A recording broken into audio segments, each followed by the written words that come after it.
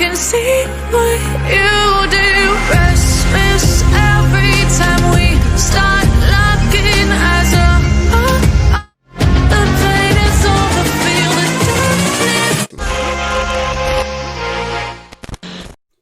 Fala pessoal, sejam bem-vindos a mais uma aula aqui na Pythonando. Eu sou o Caio e hoje decidi trazer um conteúdo muito importante para vocês. Vai ser sobre o map e o filter, que existe na linguagem Python, mas é muito utilizado na programação funcional. Ele veio da programação funcional. Lá, as coisas tendem a ser imutáveis, ou seja, se a gente tem uma variável, a gente não muda o estado dessa variável, a gente cria uma nova. E o map e o filter eu achei muito importante trazer para vocês porque essa semana eu percebi o quão rápido é fazer as coisas utilizando o map e o filter. Eu consegui resolver problemas que eu levaria mais de horas em alguns minutos utilizando o map e filter. E também, eu entendo que com o map e o filter você consegue resolver problemas que seriam muito complexos resolverem sem ele e talvez você nem conseguiria resolver esses problemas se você não tivesse conhecimento do map e do filter. Mas o que mais me levou em conta trazer esse vídeo mesmo foi a questão do tempo. O map e o filter conseguem resolver, talvez com uma, duas, três linhas, problemas que vocês resolveriam utilizando 20, 25 linhas com a programação procedural, ok, pessoal? Então vamos lá. Primeiro, antes de entender o map, a gente tem que entender alguns conceitos, alguns conceitos, desde listas, dicionários, até as expressões lambdas. Listas e dicionários aqui, eu já vou presumir que vocês já têm conhecimento nessa área, porque eu já ensinei aqui no canal. Listas, dicionários e objetos. Esqueci dos objetos também que eu vou mostrar aqui para vocês. Mas o que eu vou ensinar antes do map e do filter vai ser as expressões lambdas. Porque o map e o filter são funções que recebem dois parâmetros. Uma lista e uma lógica, que é dada por uma função. E essa função normalmente é utilizada a função lambda. Poderia utilizar uma função normal? Poderia. Mas, por convenção, por facilidade, para não ter que declarar essa função no meio do código, a gente utiliza uma função lambda, que é muito mais simples, uma sintaxe muito mais enxuta e ela sempre retorna algo para a gente. Então vamos lá, pessoal. O que eu posso fazer? Eu vou explicar primeiro sobre a função lambda. Então eu posso dar lambda, a sintaxe é essa, lambda. Lembra da função que a gente cria lá utilizando def, né? Def, o nome da função, por exemplo, teste. E essa função abre e fecha parênteses e aqui dentro eu passo dois parâmetros, x e y. Essa seria a sintaxe de uma função normal. O lambda é um pouco diferente. Eu vou escrever lambda. A palavra lambda se refere mais ou menos como se fosse o def. Eu estou declarando que ali terá uma função lambda. Eu dou um espaço e coloco o parâmetro que essa minha função recebe. Se ela receber algum parâmetro, ela pode não receber também. Mas aqui eu recebo um parâmetro, acabou de receber os parâmetros, dois pontos, e a lógica que acontece por trás dessa função. Por exemplo, lembra que eu falei que ela sempre retorna algo? Então, se eu digitar o x aqui, ela vai retornar para mim o valor que eu digitei. Se eu digitar x mais 1, ela vai retornar para mim o valor que eu passei como parâmetro mais 1. Só que aqui agora eu preciso enviar essa função para dentro de uma variável. Lembra do nome do def que a gente coloca lá? Def, nome da função, que a gente colocou teste. O nome vai ser a variável que vai receber essa função. Então eu posso digitar func, vou chamar de func, e dar um shift enter. Agora eu vou querer visualizar o tipo desse dado. Deixa eu digitar aqui func, um minuto que aqui está conectando no servidor do Google Colab, pessoal. Aqui executou o código, e agora eu vou visualizar o tipo dessa função, dessa minha variável, e aqui ela me retornou o tipo function. Então nós temos uma função lambda. Agora, quando eu digitar func, abrir e fechar os parênteses, eu posso passar o parâmetro. Então eu tenho que passar algum valor para o x. Eu posso passar, por exemplo, uma string Caio. Deixa eu dar um shift enter aqui, e vocês vão ver que deu um erro, porque eu consigo somar uma string com inteiro? Não. Então aqui a lógica de programação continua a mesma. Se eu estou utilizando o inteiro para somar aqui, eu preciso passar como parâmetro o inteiro. Então aqui eu vou passar o valor 2, shift enter, que eu digitei sem querer eu coloquei uma chave sem querer. Digitei o valor 2, ele vai me retornar o valor de 3. Caio, poderia receber mais de um parâmetro? Poderia colocar aqui x e y. Agora quando eu executar aqui, vou passar x mais y. x mais y, na func 2. Aqui deu erro, aqui eu não passei o segundo parâmetro. Então aqui a função lambda está esperando 2 parâmetros, eu passei um só, ela me retornou o erro que tá, porque é requerido o argumento de y. Então, 2 e 3. Shift Enter. Agora ela me retornou o valor de 5. Isso daqui ela já tá me printando, porque o Google Colab, ele, tudo que é retornado de uma função, de qualquer lugar, de algo que eu chame, de uma biblioteca externa, de uma função que eu mesmo tenha criado, ele vai printar na tela pra gente. Se você estiver utilizando uma outra IDE, como o PyCharm, você poderia vir aqui e digitar print este valor. Ou, por exemplo, colocar dentro de uma variável também. Vim aqui, vou colocar o que retornar dessa função para dentro da variável valor, Shift Enter. Agora eu vou printar o resultado que tem dentro de valor. E agora eu tenho o meu valor de 5, ok? Então, basicamente, isso daqui não tem muito segredo, a parte da lambda. Se você já tem conhecimento sobre função, isso daqui acho que vocês vão conseguir tirar de letra. É só uma sintaxe nova, com uma sintaxe muito mais curta e que sempre retorna algo. Então, vamos para o que interessa de verdade, que é o map e o filter. O map e o filter, o que eles são, afinal? Eles são métodos que vão aplicar operações dentro de uma lista. O map, ele é um mapeamento, ou seja, ele vai trocar os elementos daquela lista, ele vai fazer algum processamento com os elementos daquela lista. E o filter, como o próprio nome já diz, é o filtro, ele vai filtrar, dado uma determinada lógica que você passou. Então, filtros de elementos que tais são iguais a tais, filtros de elementos que esse foi igual a esse, ou esse foi igual a esse, que esse foi igual a esse, e esse for igual a esse. Então, nós vamos passar uma lógica por meio de uma função lambda e a lista na qual eu quero aplicar essa lógica. Calma que vocês vão entender um pouco melhor. Eu vou criar aqui uma variável x. Aqui eu vou passar os valores de 1, 2, 3, 4, 5, 6, 7, 8, 9 e 10. Perfeito? Aqui não tem muito segredo. Se eu printar x, ele me mostra esses valores, ok, pessoal? Agora eu quero utilizar o filter. O que eu tenho que fazer? Eu vou criar aqui nova lista. Falar que ela vai ser igual a filter. O filter ele vai receber 2 parâmetros. Quais parâmetros são? O primeiro é uma função. Pode ser lambda ou pode ser uma função comum, mas é mais recomendado utilizar uma função lambda. E a lista na qual ele vai aplicar o filtro. Então aqui eu vou chamar a função lambda x, porque eu preciso passar um parâmetro. Qual parâmetro vai ser esse? Vai ser essa minha lista aqui. Eu vou chamar de lambda lista, para facilitar para vocês. Então eu quero que ele retorne para mim apenas os valores dessa lista, onde a minha lista, for igual a, se for maior do que 5, maior ou igual a 5, maior ou igual a 5. E agora tem que dar vírgula, então esse daqui, lembra que o filtro ele abre aqui e fecha aqui? Então esse daqui foi o primeiro parâmetro do filtro, agora eu preciso passar o segundo parâmetro, que é a lista na qual eu vou aplicar esse filtro, que é o valor de x, que é essa minha variável aqui. Se eu executar o nosso código, o que vai acontecer? Ele vai fazer um filtro, ou seja, ele vai pegar essa minha lista, que é a que eu passei aqui como segundo parâmetro, e vai aplicar esse filtro, ou seja, ele vai retornar os elementos da minha lista, ou seja, lista, aqueles que forem maior ou igual a 5. Vamos dar o shift enter. Só que agora, quando eu printar a nova lista, vocês vão ver que não tem os elementos existentes, eu não vou conseguir enxergar esses elementos. Eu já vou mostrar por quê pra vocês. Ele mostrou que é o filter e a posição local de memória onde está armazenado essa variável. Então, o que eu preciso fazer? Eu preciso converter para um list. Agora sim, quando eu executo meu código, rodo nova lista, ele me mostrou 5, 6, 7, 8, 9 e 10. Tudo que estava antes do 5, ele ignorou. Tudo que era igual a 5 ou maior que 5, ele retornou pra gente. Poderia colocar outras condições também. End, lista, mod 2 for igual a 0. Então, eu quero que ele me mostre, que ele retorne pra mim a todos os valores que sejam maiores do que 5 e são divisíveis por 2, são múltiplos de 2. Então, vamos rodar nosso código. Rodar a nossa nova lista, e agora ele mostrou apenas os números pares que tinham dentro dessa lista, que eram maiores ou iguais a 5. Ok, pessoal? Poderia colocar um OR, então vai mostrar os números que são maiores ou iguais a 5, ou os números que são divisíveis por 2. Então, nesse caso, ele vai printar o 2, o 4, 5, 6 e por aí vai. Vamos dar um shift enter, como eu disse, 2, 4, 5, 6, 7, 8, 9, 10. Então aqui, dentro dessa função lambda, eu posso passar o raciocínio que eu quiser. Eu posso utilizar o AND, o OR, tudo aquilo que vocês já aprenderam sobre a linguagem Python, sobre comparar resultados, sobre expressões aritméticas, a gente consegue passar aqui dentro. Então eu poderia colocar outro, eu poderia fechar aqui com parênteses, poderia colocar um outro valor ainda, poderia colocar AND, alguma outra coisa. Eu poderia concatenar expressões aqui da quantidade que eu quisesse. Aí vai do raciocínio que é exigido para resolver o problema de vocês. Aí o que é o difícil, né, para utilizar o filtro? Qual é a maior dificuldade? É simples. Não, assim tem que ser simples. É entender o filtro. Também não, entender foi simples, não foi? A maior dificuldade é pensar no raciocínio que vocês vão ter que colocar dentro da função lambda para resolver o problema específico de vocês. Porque não tem como eu chegar aqui e mostrar para vocês um raciocínio que vai resolver todos os problemas. Dependente do problema que você tem na sua lista, você tem que aplicar uma lógica para resolver o seu problema. E agora, pessoal, eu quero mostrar para vocês também que funciona com listas de dicionário. Por exemplo, aqui eu teria nome, eu vou colocar Caio, idade eu vou colocar 20. Então eu vou copiar aqui. Ctrl+V, Ctrl+V, Ctrl+V, Ctrl+V. Marcos, Roberta, João e Ana. Aí 20. Aqui eu vou colocar 35, 22, 25 e 21. Vamos rodar essa nossa lista. Vamos printar essa nossa lista aqui só pra ver como ela tá se comportando direitinho, vamos ver, isso mesmo. Aqui, nome, idade, perfeito, vamos fechar essa janela.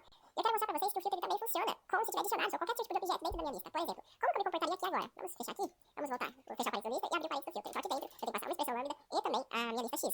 Então, lambda, aqui, lambda x, 2 pontos. E agora, o que eu tenho que pensar? Eu tenho que pensar que o x aqui, quando eu passo ele dentro de um filtro ou dentro de um map, ele vai valer cada posição da minha lista. Ou seja, ele vai passar a valer esse valor, vai passar a valer esse, depois esse, depois esse. Então, pra fazer alguma comparação com o nome ou a idade, eu tenho que especificar se eu quero o nome ou a idade. Por exemplo, eu posso fazer x na posição idade. Na posição idade. Eu quero que x na posição idade seja maior do que 21. Aí ele consegue me retornar o 22, 25 e o 35. Eu tenho que me retornar 3 valores, eu vou excluir 2 valores, o 20 e o 21. Só que agora eu preciso passar em qual lista ele vai aplicar essa operação, que é na lista x. Então vamos executar esse nosso código. Vamos ver a nossa nova lista. Agora ele me mostrou os 3 valores. O 35, o 22 e o 25. Todos eles são maiores que 21. Se eu colocar menor que 21, menor ou igual a 21, ele me mostra 2 valores, o 20 e o 21. Ok, pessoal? Poderia fazer também com objetos, por exemplo. Deixa eu apagar aqui. Deixa eu criar uma nova linha aqui em cima, na verdade, fica mais fácil. Eu vou criar uma class chamada pessoa. Então, def init self. E aqui dentro eu vou receber nome e idade. Mesma coisa ali de baixo. Eu vou falar aqui self.nome é igual a nome e self.idade é igual a idade. Então aqui eu criei uma classe do tipo pessoa, que ela tem seu método construtor. Aqui eu também não vou falar muito sobre orientação a objetos, pessoal, porque eu já também já expliquei isso aqui no canal. Então eu tenho meu construtor, que vai receber 2 parâmetros, e vai atribuir a self.nome e a self.idade a idade. Ok? Acho que não tem nenhuma dúvida aqui. Então aqui o que eu vou fazer? Eu vou instanciar pessoa. Por exemplo, eu vou falar assim que pessoa, que essa posição da lista vai ser igual a pessoa.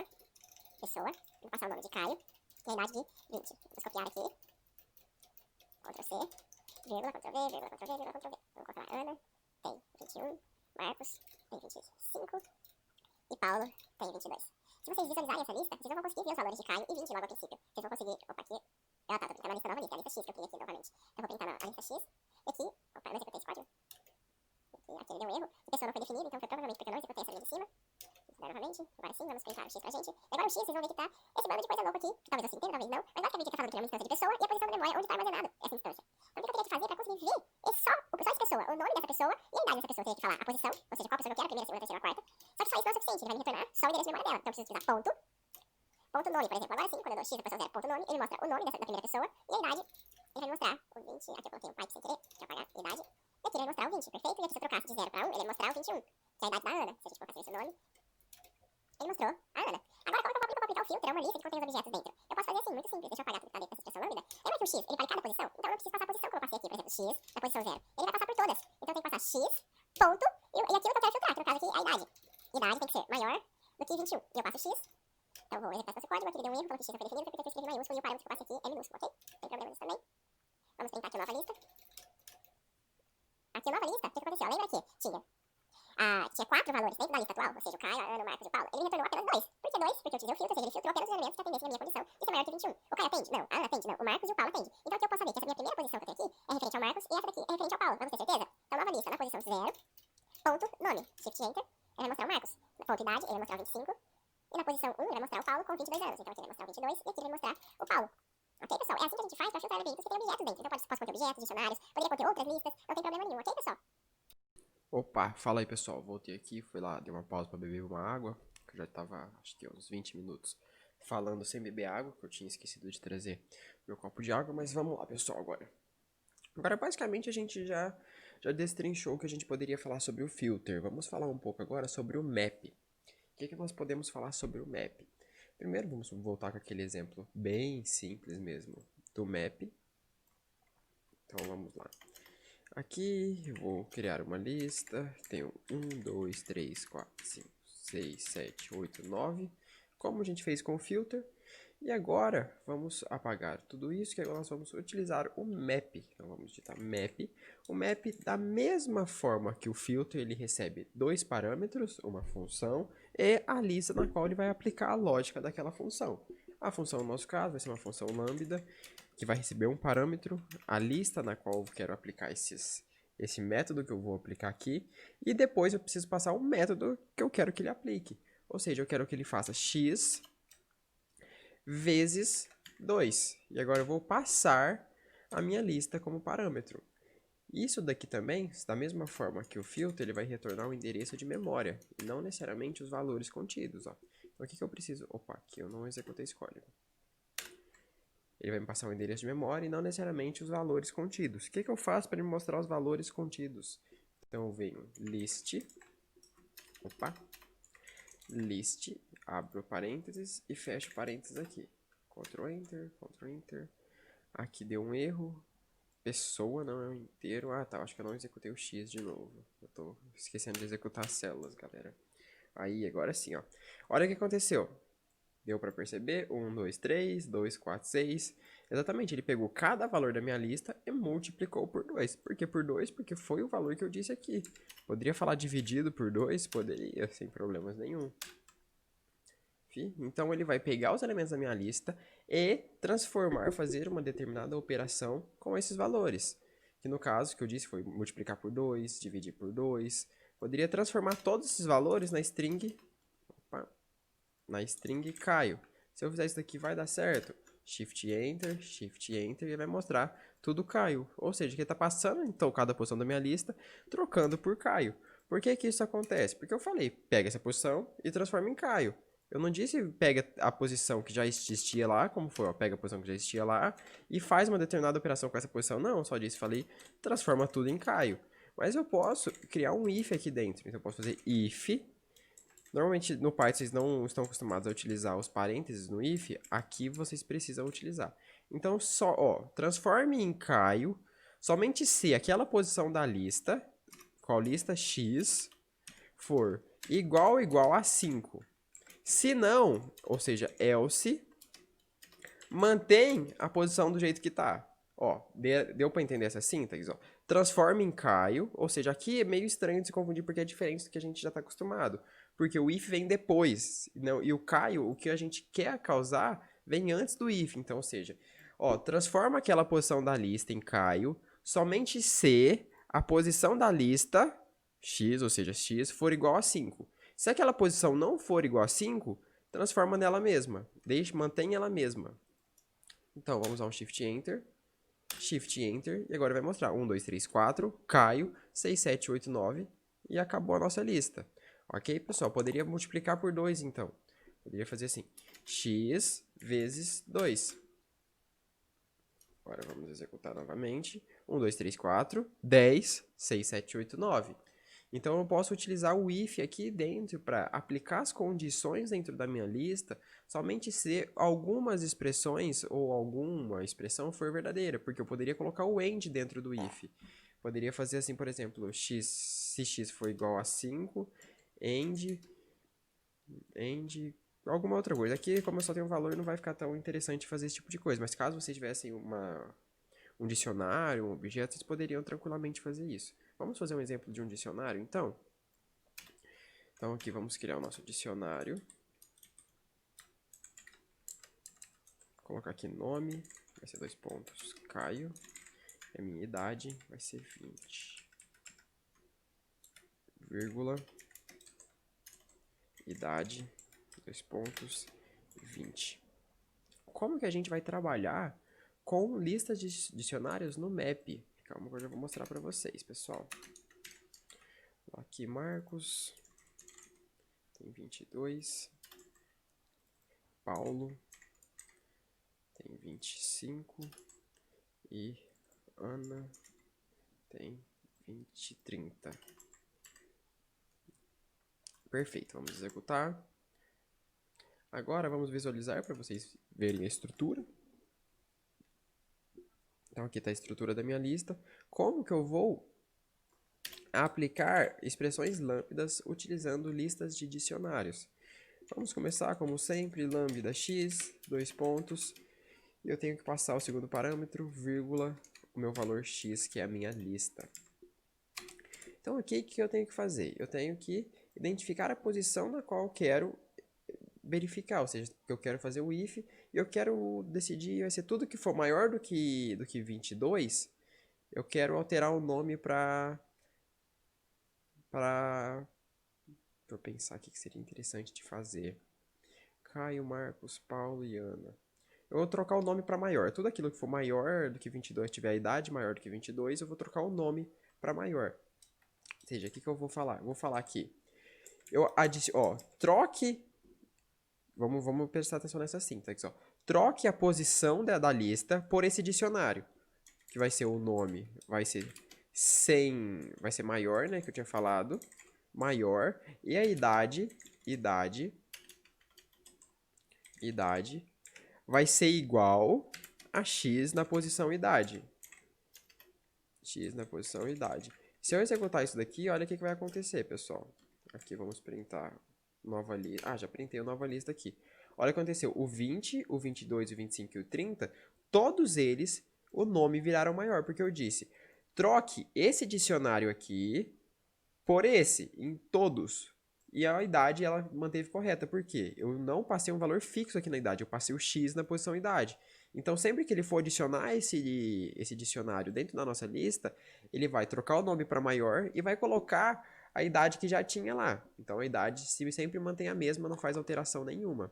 Só que eu só quero que essa expressão seja executada se... Então, if x na posição idade, aqui entre aspas, somente se x na posição idade for maior do que 22. Se não, se x na posição não for, eu mantenho o x, deixo ele do jeito que está. Eu vou falar assim, vou adicionar aqui outro dicionário, então vou falar que o nome vai ser menor agora, menor, e a idade vai ser ela mesma.